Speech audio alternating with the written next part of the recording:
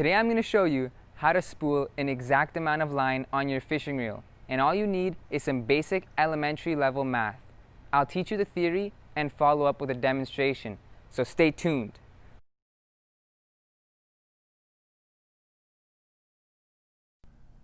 On most reel manufacturers' web pages, you can find a specifications chart for each of the reels they make. This chart gives lots of information specific to each size of that particular reel model. However, the important information for our purpose is found under the headings line per handle turn and line capacity.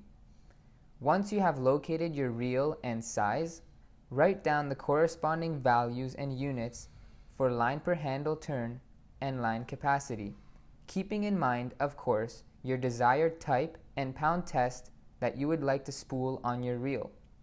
Next, you want to convert the line capacity into the same units as the line per handle turn. You can do this with the help of a unit converting app or typing the desired conversion into Google.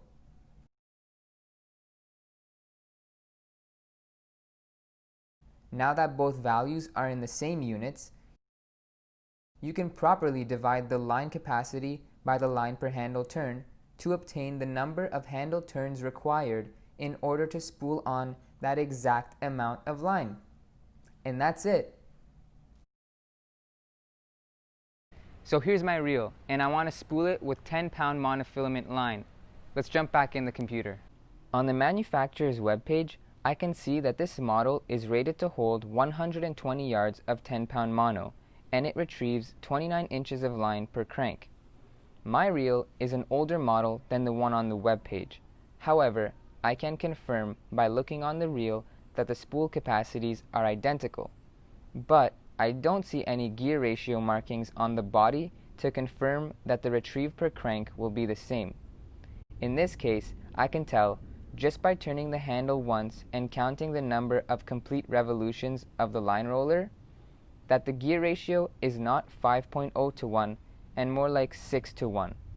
So, a quick search of my exact model and I was able to find this information on a dealer's website. Now I know that the gear ratio is in fact 6.2 to 1 and actually retrieves 35 inches of line per crank. That's very different than the newer model and would have led to miscalculations and overspooling.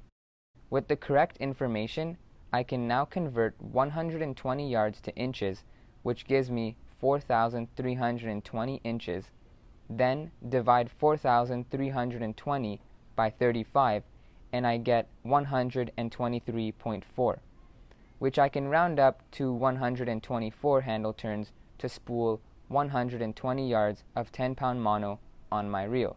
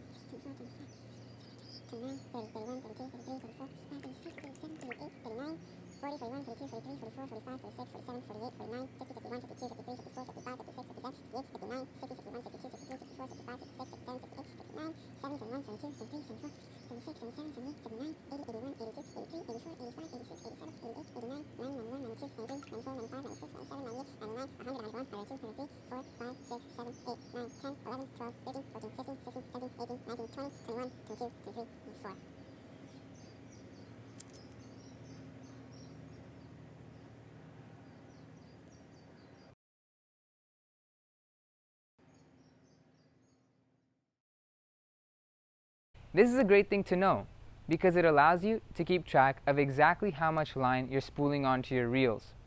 It'll also help solve the guessing game problem that we fishermen have gone on enduring for so many years. Finally, I am able to split a spool of line evenly between two reels. And it also helps a ton when it comes to spooling on braid and needing a monofilament backing. But remember that the backing and the braid have two different line diameters and therefore line capacities, so this will require a little bit more math. But don't get discouraged. It's maybe like grade 9 high school math.